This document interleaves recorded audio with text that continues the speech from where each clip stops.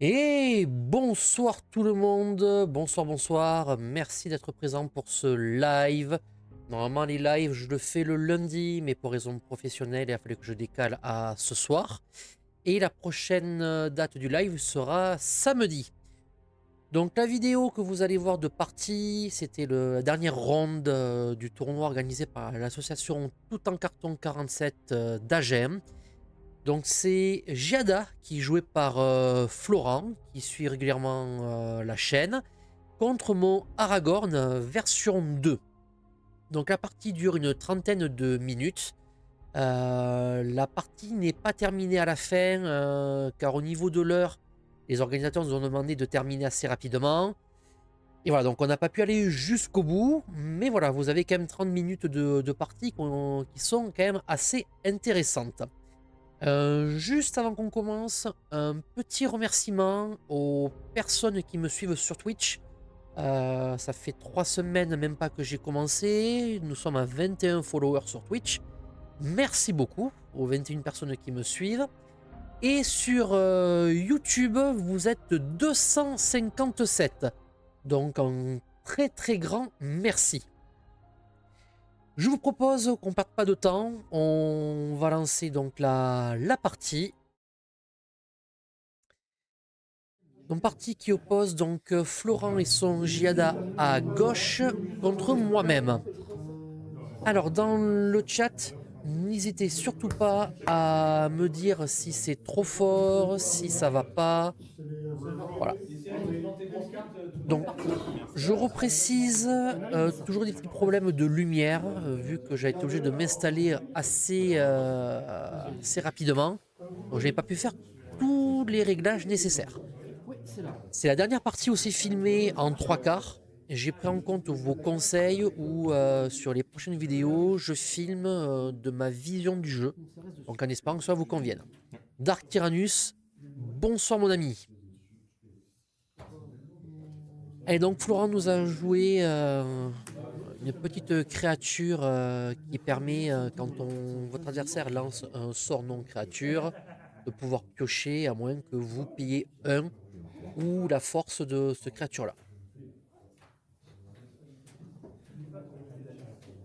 Donc sur la table, j'ai également posé donc un Surveilland et un Fetch. Lui me joue Giada. Du coup, là-bas tout à l'heure, ça vous a fait match nul, c'est ça? Il m'a battu de un point, Ah, à la fin un point de vie, ouais.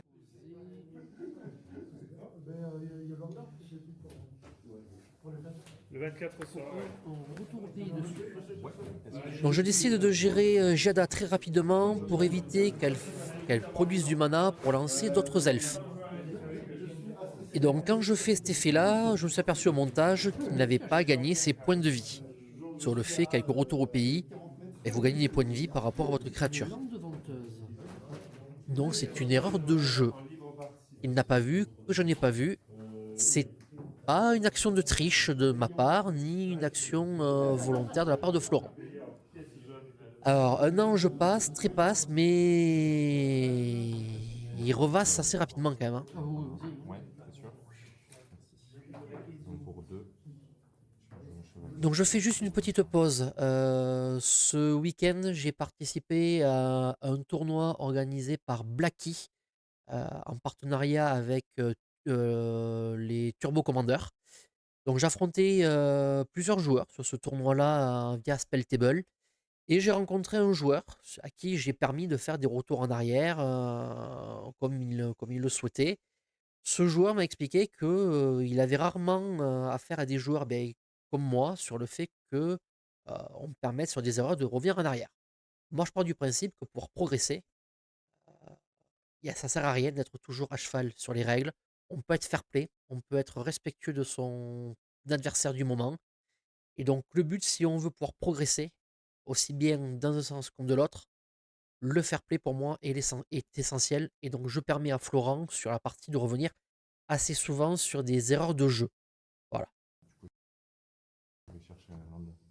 Ah, une petite orchidée, une petite 2-2 pour 2 qui permet pour aller chercher un land. Bon, moi, c'est pas compliqué. Jada, mono blanc.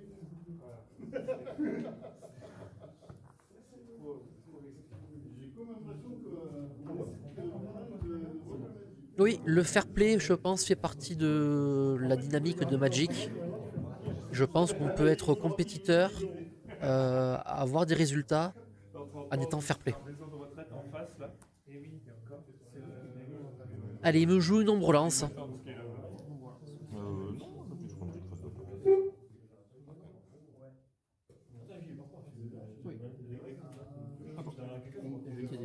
Vas-y. Donc je suis allé chercher un salon élégant. Ce sont des terrains qui me permettent de pouvoir surveiller. Et ce sont des terrains qui me sont chers à mon cœur. Ça permet de pouvoir filtrer et de savoir mais, qu'est-ce que je vais pouvoir piocher. C'est plutôt utile.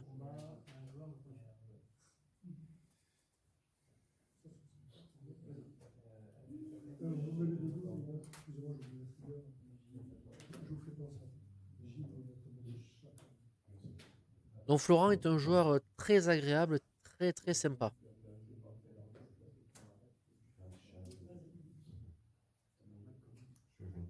Ah, oui, les Surveilland, oui, on est d'accord. Surtout en plus s'ils sont foil.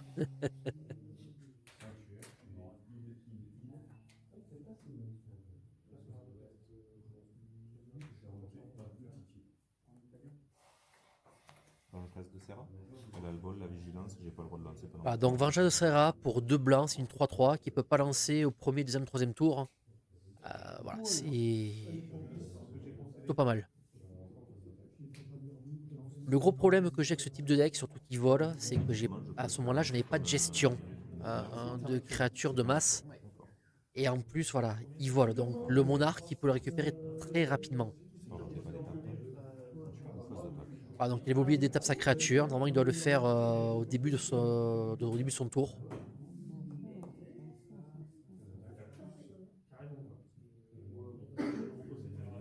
Voilà, donc il m'attaque avec 2 créatures.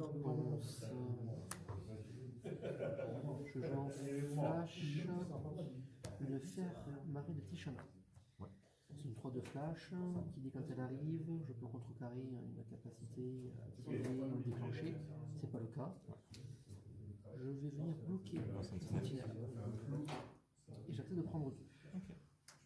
Ah, je suis à la version 3.3 d'Arc Tyrannus. J'ai déjà fait des petits tests. Des tests qui sont plutôt pas mal, même si ce week-end je finis dernier sur 10 du tournoi Spelltable. Voilà, j'ai affronté des decks que je rencontre pas sur Agen. Donc c'est pour ça que c'est bien de jouer avec d'autres personnes extérieures de la communauté agenaise. Ou voilà, où mon pack a eu du mal sur des decks c'est particulier. Je vais mettre sur créature en deuxième position dessus ta bibliothèque et tu vas gagner 3 points de vie. Allez, j'essaie de gérer sa Vengea de Serra avec un boost.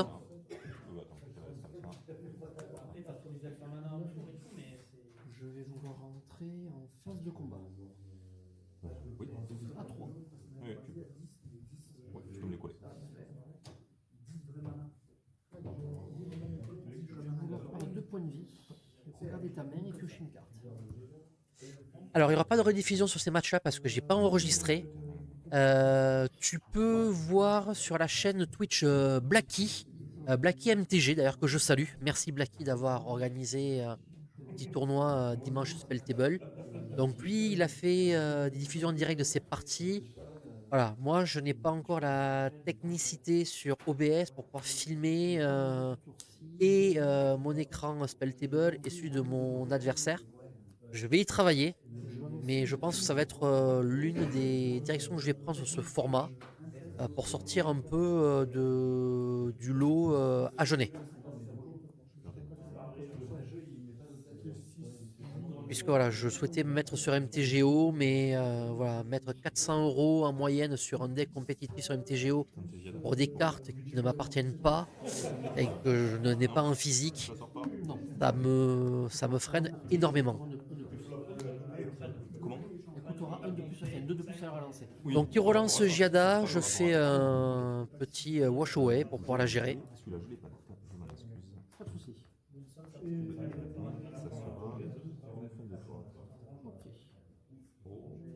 Est-ce qu'au niveau du son, c'est bon, vous entendez assez les échanges entre mon adversaire et moi-même, ou est-ce que vous voulez que je monte un peu le son? N'hésitez pas à me dire.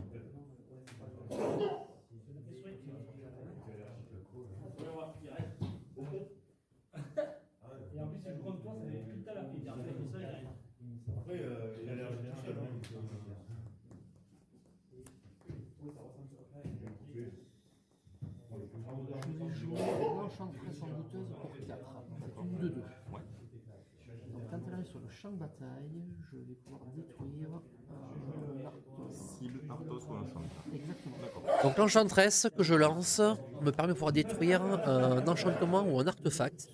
Donc je décide de gérer son ombre lance pour pouvoir éviter qu'il gagne trop de points de vie. Enfin, une de 2 et en même temps tu touches. Pourquoi tu les mets dans les mains et que tu touches pas les cartes des autres? Est-ce que c'est mieux là, Dark? Je rentre en phase de combat. Ouais. Je déclare la fermarée. Ouais. On meurt tous les deux. Vas-y. Donc je décide d'attaquer, puisqu'il a très peu de créatures qui sont à pied. Il a beaucoup de créatures avec le vol. Donc si je peux essayer de gérer au maximum ces créatures pour essayer de prendre moi-même le board avec le Aragorn et le monarque, il faut que j'arrive à gérer au maximum ces menaces. Je peux pas tout gérer, tout bloquer. Donc Jada est là. Bon, la troisième fois où elle est lancée, elle est bien présente.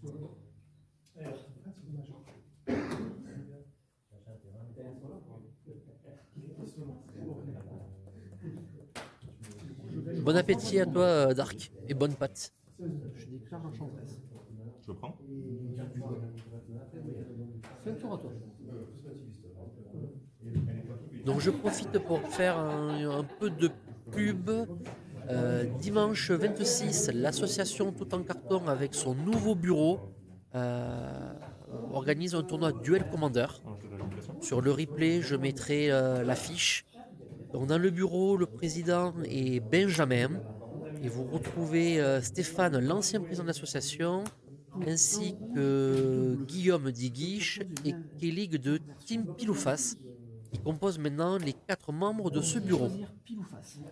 Je n'ai pas souhaité pour ma part me représenter et reconduire un poste au sein de l'association. D'accord. Donc on va jouer au dé. Père. Donc là, il lance un gros ange assez pénible. Et donc je joue la carte interversion de polarité, la fameuse carte d'erreur du stagiaire, C'était la meilleure qui option. me permet soit de pouvoir contrecarrer le sort qu'il lance, ou d'en prendre le contrôle. Attends, À chaque fois que je joue cette tu l'as carte, lancé. je contre, mais je prends jamais le contrôle du sort qui est lancé. J'espère un jour pouvoir contrôler une belle carte. Sanctifiant avec. Protection contre le. Donc sanctifiant avec. Donc là aussi, quand il lance la carte, à aucun moment le trigger se fait sur la gestion de mon cimetière sur les cartes rouges. Voilà. Erreur de jeu. Je crois que tu ne la reverras pas. C'est parti. Donc avec Get Lost, je gère à nouveau Giada.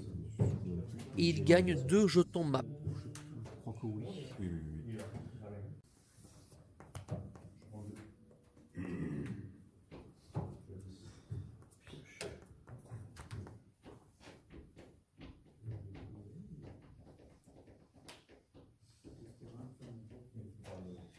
Je vais payer en rouge, je vais surmener l'arène.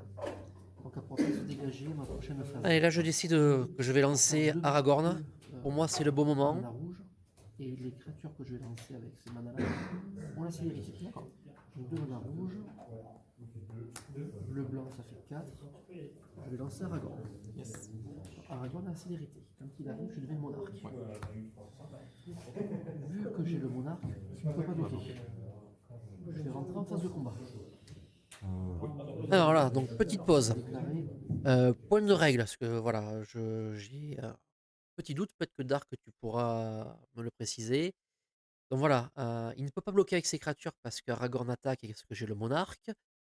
Mais est-ce que la sanctificatrice peut quand même bloquer parce qu'elle a protection contre le rouge, ou est-ce que la règle d'Aragorn est prioritaire? On a fait en sorte que Aragorn était prioritaire. Voilà, j'ai un léger petit doute, même si je pense que Aragorn est prioritaire par rapport à sa règle. N'hésite pas à me donner ton avis. Tu prends 6, je gagne 4. Fin de tour, pioche mon arc. Vas-y.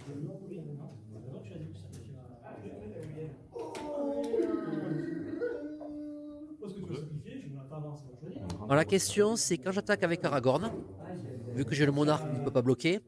Mais est-ce que la sanctificatrice peut quand même dire qu'elle a la protection contre le rouge, dire ben, je m'en fous de ta règle et je vais quand même y bloquer? Tout à fait. Ou est-ce que la règle d'Aragorn est prioritaire? Je sacrifie. Tu révèles la carte de bibliothèque, tu mets cette carte dans ta main si c'est un terrain. Sinon, mets un marqueur +1/+1 sur cette créature. Donc là, il craque ton premier jeton carte. Ou dans ton cimetière.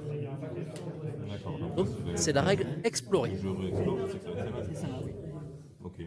Bon, mais je recontinue.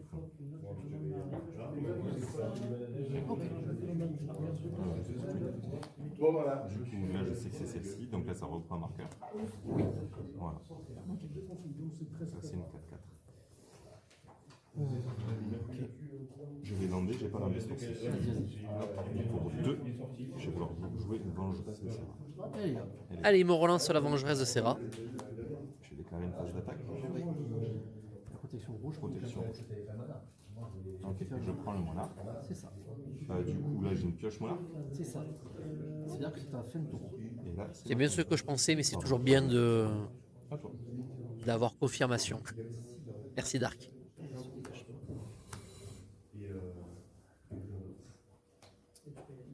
Je te la laisse là, pardon. Je le sais que c'est.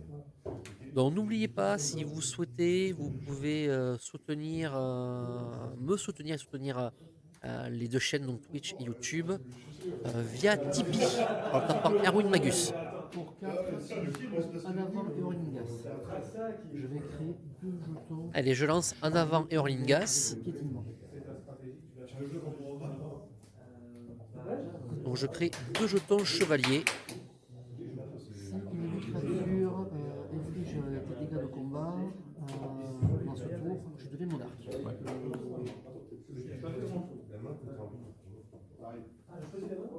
Ils n'ont pas la sécurité, c'est Ici, il y a célérité et piète. Je vais vouloir entrer en phase de combat. Je vais déclarer ces 3 là. Je vais bloquer 1 avec la vengeresse et je prends 6. Ok. Je vais 6. Je récupère le monarque. Ouais. Non, tu me tues. Celui-ci, Jeton. c'est tout. Non, on prend une. Et je vais lancer fin de tour pioche monarque. Ok. Vas-y.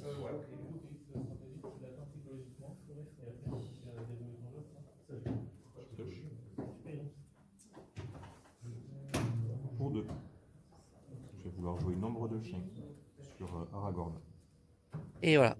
Donc homme de chien qui va pour enchanter ma créature et pour ni attaquer ni bloquer. Ouais. Et je n'ai rien à ce moment-là pour la gérer. Donc, Mais rien.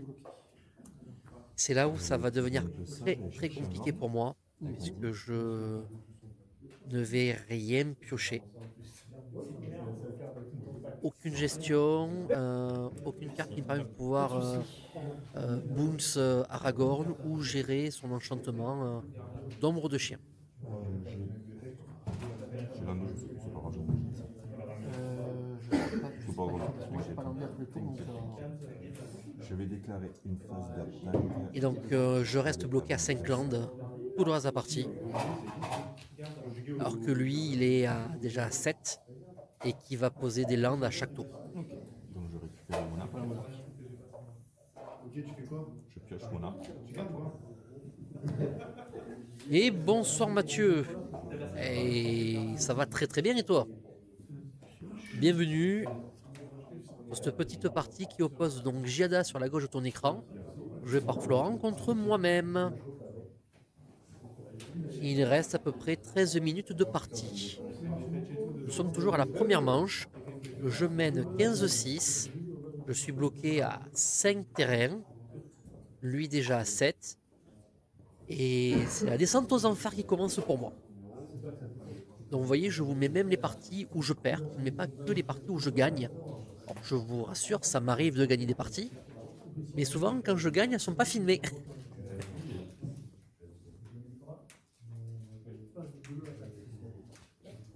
Pardon. non, mais pas de soucis, t'inquiète. Hein. Ouais, mais que tu saches que. C'est très fair play. Excusez-moi, je prends pas de temps, mais... Non, non.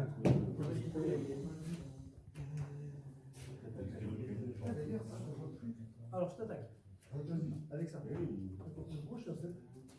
Donc samedi prochain, il y aura le prochain live où je filme donc par rapport à ma face, par rapport à ma vue.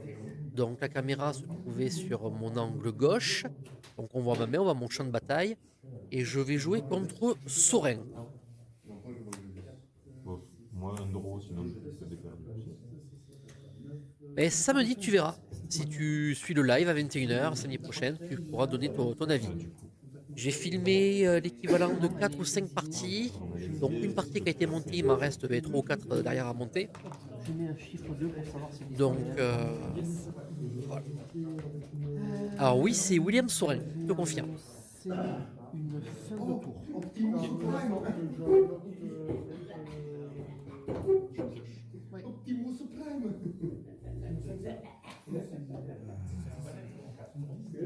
Pour 5.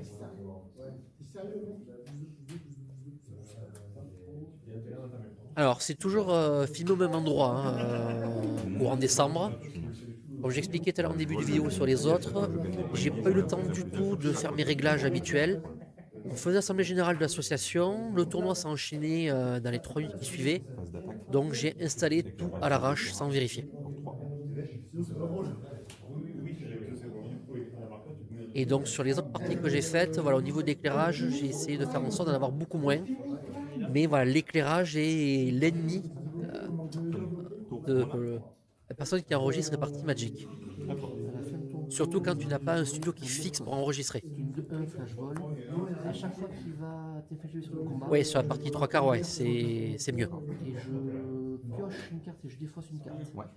À la différence de cette partie-là, j'ai pu réellement prendre le temps d'installer, de tester avant. D'accord. Est-ce que j'ai une réponse? Je peux avoir une réponse là maintenant que j'ai fait de mon tour? Alors si c'est un éphémère, oui tu peux. Ouais, ok. Donc je te fais une éclaircie. Tu le Je te la renvoie en main, je te le cherche. Ah, donc la seule créature avec le vol que j'avais en main, que je pouvais poser, c'est lui qui me les gère, alors qu'à la base c'est moi qui 0-0. contrôle. Et là, je me fais entièrement contrôler. Donc en plus voilà, en main il a une vague de parallaxe. Donc il est bien. Et moi c'est compliqué. Je joue à 5 terrains, je peux pas faire grand chose. Ah oui, c'est pas Donc grave. Tu pourrais pas, non? Avec le grand et abolisseur. en plus il y a le grand abolisseur. Donc je ne pouvais pas lancer Je peux pas le lancer. C'est Tu vrai. veux sors qu'on revienne pendant en ce arrière ou tour. pas? Comme tu veux, moi je m'en fiche. Non, c'est bon. Ok. Donc voilà, joueur très fair play qui m'a demandé de faire retour en arrière. Voilà. J'ai pas souhaité. Je n'avais qu'à me prendre à moi-même et être plus attentif sur ces cartes. Optimus Prime.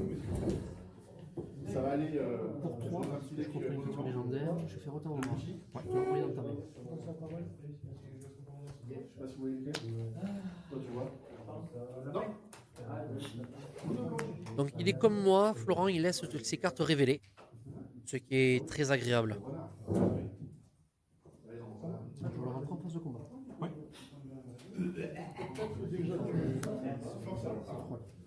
Ouais, c'est là.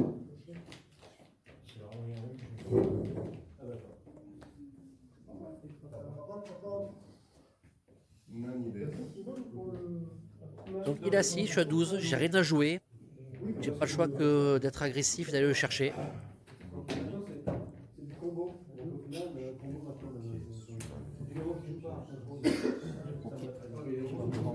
En résolution, on meurt tous les deux. Je vais faire... 2. Ah non, un genre. Vision de 2. Ah oui, je vois. Attends, J'en ai un, si tu veux. Ok, il faut le temps. Ok. J'ai récupéré. Donc quand vous avez une carte de chez vous qui a été gérée par la collection du Fort Céleste, n'oubliez pas Je viens de marquer, mais c'est juste pour me rappeler quoi. de réclamer votre jeton illusion. Ouais. Ça arrive très souvent, je me suis aperçu que les jetons illusion ne sont pas faits, pas récupérés. Et en plus, voilà, je récupère le monarque pour essayer de trouver des solutions, pour essayer de le gérer. Puisque l'enchantement ombre de chien qu'il a posé sur mon Aragorn est une vraie épine dans mon pied, parce que je n'ai rien pour la gérer. Oui, Pour 3. ça c'est quand les planètes s'alignent, Mathieu. Je suis bien d'accord. Ah, il me pose un style Séraph hein, pour son coup de prototype. Hein. Bien sûr. Hein. Pour son prototype. Je lance. C'est une 3-3. Ok, bon, c'est là. Voilà. C'est là Et moi, grand seigneur, je dis oui, y a pas de problème, vas-y, je joue ta carte. Pour 3. Éclate-moi. Pour 3. Je vais tenter un capitaine de Ranger Leos. Contre-carré à multiplier 3.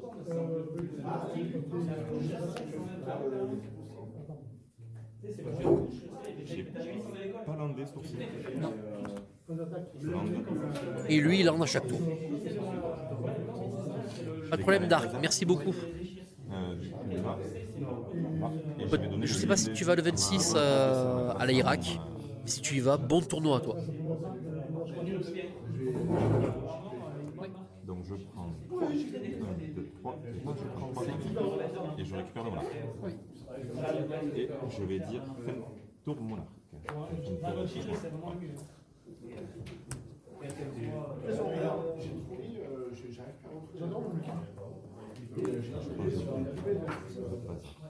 Donc tout le long de la partie, j'ai réussi à gérer. Et voilà, revirement de situation.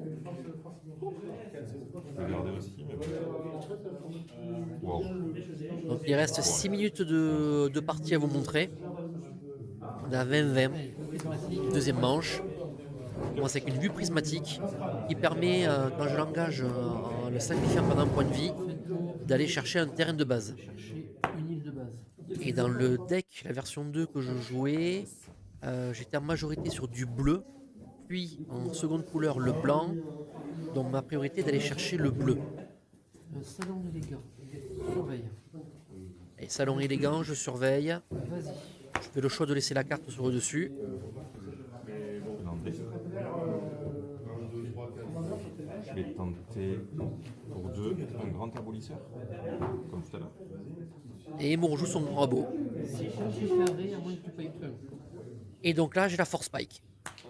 Donc grand abolisseur, merci, au revoir.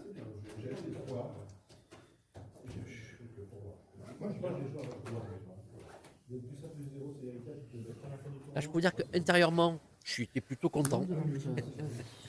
Il m'en faut peu. Oui, non, je piochais 31. Je vais vouloir jouer un brigadier inspirateur. C'est une 2-1, quand il arrive, je gagne un point de vie et je pioche une carte. C'est exactement ça. Ouais. Et dans la version 2 que je jouais, sans dire de bêtises,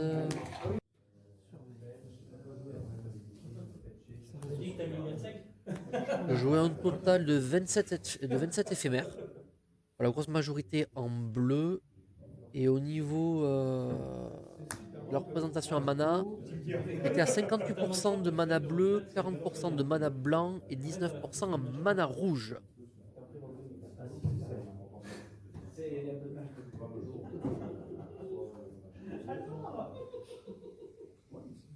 À toi.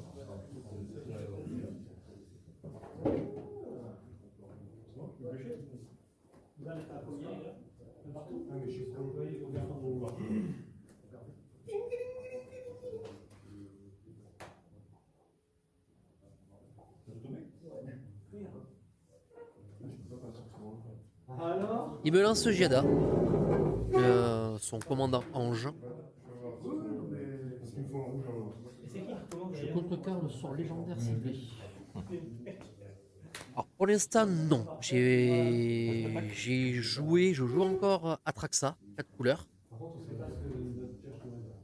réponse, je te oriente. Pour l'instant je suis en train de travailler sur 2 autres decks, complètement différents de ce que je joue d'habitude, où je joue très contrôle, où je jouais très aggro.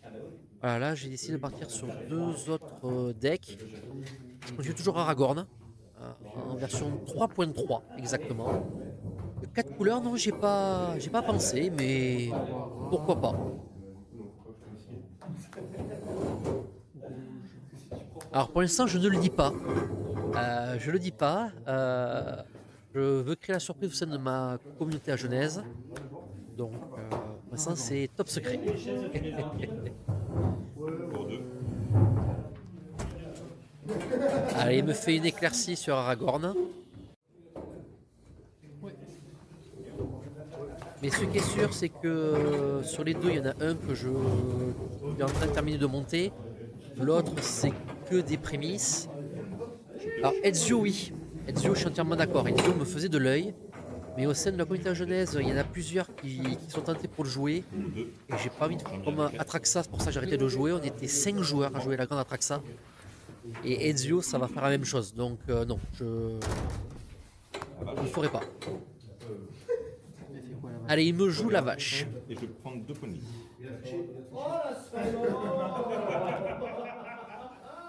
Elle est là.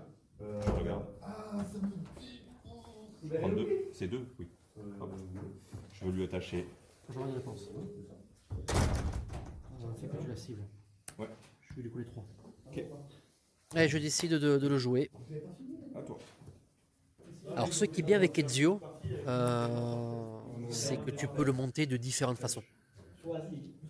Et je l'ai affronté en entraînement avec mon Aragorn 3.3 que j'ai filmé en version 3K que tu verras dans les semaines à venir.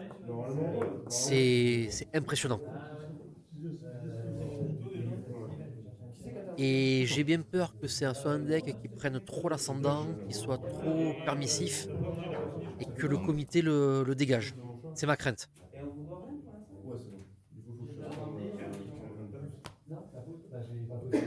Allez, il me rejoue le Ranger le Captain Deos. Attaché. Plutôt comme ça.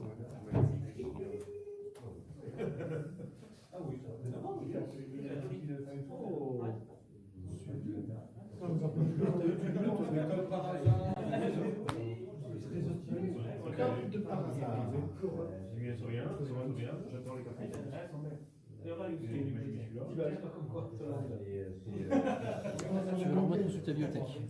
Un trou de mémoire. Phase d'attaque. Pardon, j'ai pas fait son effet. Non, j'ai pas fait son effet. Oui. Captain Ranger. Et d'ailleurs, je perds à cause de ça, à cause de son effet des 10 PEV. Ah non. Voilà, donc là, j'ai l'organisateur qui est venu nous voir, hein, en nous disant voilà, c'est l'heure, il faut terminer. Donc j'ai fait le choix de laisser la partie à Florent, parce que c'est un joueur qui est très fair-play. Donc voilà, donc la partie n'est pas allée jusqu'au bout, malheureusement. La salle était louée, il fallait la rendre à une certaine heure, il y avait le nettoyage de la salle. Voilà, donc j'ai laissé la victoire à Florent, d'ailleurs, que je remercie.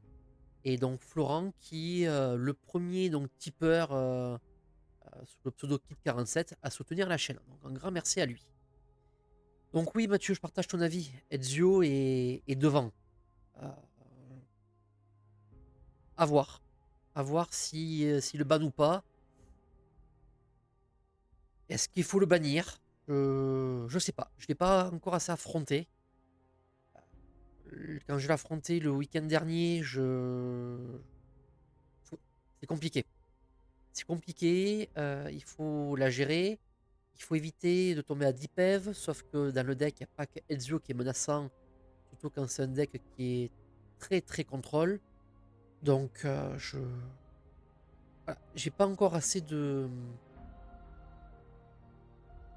recul, savoir est-ce qu'il faut la ban ou pas. Après, je suis pas forcément fan des bans. On m'a toujours appris, on m'a toujours dit qu'à Magic, tout se gère.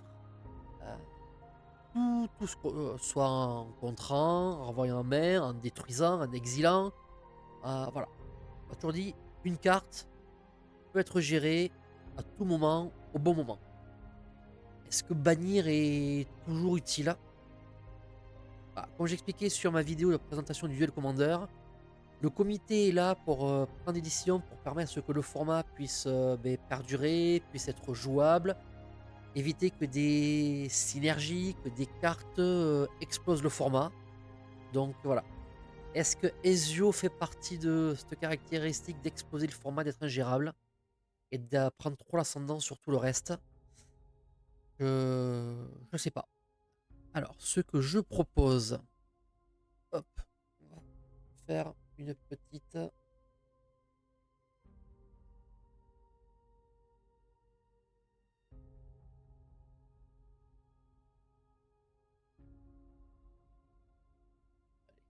Hop, on va mettre la fenêtre. Donc, MTG top 8. On va prendre le Duel Commander. On va prendre sur le dernier mois. Donc, sur le dernier mois, on a Aragorn qui est représenté à 103%. Ezio qui est représenté à 78%. Donc, on va prendre le CR Île-de-France qui a eu lieu au 4 janvier. Donc, Ezio. En même temps, c'est Alexandre Habert qui le joue, donc voilà. Hein. Donc, on a un Ezio, 2, 3, 4. Sur le top 16, on a 4 Ezio. Taiwakin. Ouais. Aminatou, bizarrement, qui revient, qui perf plutôt bien. Notre Asios aussi, bon, pas que ça. Hein. Donc 4 Ezio. Sur l'Open, on a Ezio. 1, 2, 3, 4. Voilà, 4 Ezio aussi sur l'Open. Ici, on a Ezio. Donc, entre le 21 janvier et le 11 janvier, Ezio est toujours dans les tops. Hein. Donc,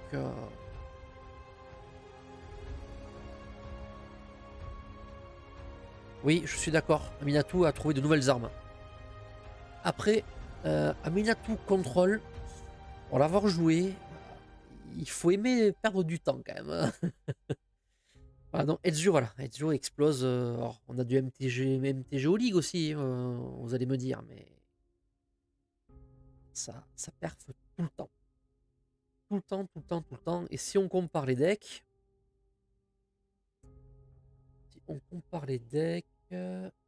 ça joue 37 clans des demi, 26 créatures et 35,4 autres spells en moyenne. Ah, donc MTG Top 8 vous permet de pouvoir savoir les cartes qui sont le plus souvent jouées. Donc, sur les créatures, on va voir. Hein. Donc on a Adjani. Adjani en même temps c'est très fort. Hein. Aragorn qui est joué. Bargoyf. On a Fury, ben, normal. Hein. On a Felia, on a Pipin, on a Pyrogoyf. On a Solitude, Subtilité, Tamillo.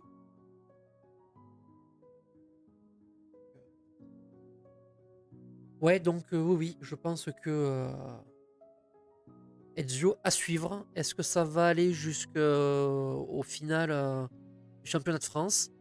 Ou est-ce que ça sera banni avant? Ça sera un petit peu la surprise. Oui, alors Assassin's Creed, je suis très très fan aussi. Je me suis refait Origins. J'ai pas encore terminé celui en Grèce, Odyssée. Mais oui, c'est. Et le prochain va sortir sur l'univers au Japon médiéval. Je pense que ça va être pas mal. Et oui, la carte Ezio en full art est très très belle. Je ne l'ai pas, la version classique, mais c'est déjà très très bien. Bon, mais écoutez, on va avoir atteint une quarantaine de minutes du live. Donc, samedi prochain, je vous annonce donc Sorin, le vampire qui flippe en Plains, contre mon Aragorn version 3.3, qui a pas mal évolué. Vous pouvez retrouver la liste sur mon Moxfield si vous le souhaitez. Filmé de mon côté gauche, où on voit ma main, mon champ de bataille. Donc, on se donne rendez-vous samedi prochain, 21h pour le live. Cette vidéo Aragorn Jada, vous pourrez la retrouver en replay sur ma chaîne YouTube. Je vous souhaite une excellente soirée. Merci à ceux qui me suivent, qui me soutiennent et qui me conseillent. C'est toujours agréable, c'est toujours un vrai plaisir. Et je terminerai par mon petit slogan, n'oubliez pas et vivez votre passion. Allez, ciao ciao les magus, bonne soirée.